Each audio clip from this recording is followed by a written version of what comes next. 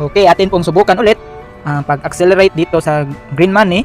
Pangalawang ulit ko na po itong process dahil nag-give up po ako sa mga nakaraang mga araw. Nag-give up po ako at bumalik po sa acceleration na 15 days.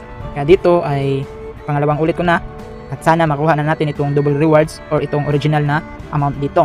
So subukan po natin itong acceleration na gamit ang paglalaro kung ito po ba ay makuha natin. Okay, pindutin po natin itong acceleration.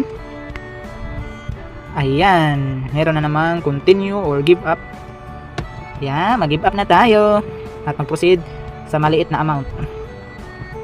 Give up dahil 1,400 or 1,400 po ang winidraw ko at dito ay mag-proceed na naman tayo sa 570. Click po natin 570, then itong withdrawal method, GCash, then confirm, then select withdraw.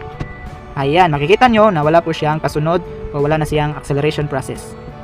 Okay, confirm or withdraw lang natin, then input ko na yung information. Withdraw. Ayan, successful withdrawal, send you cash, 570 has arrived. Then click happy to accept. Okay, then try na naman tayo ng mag-withdraw ulit ng 570 kung masubukan ba natin ulit. Withdraw.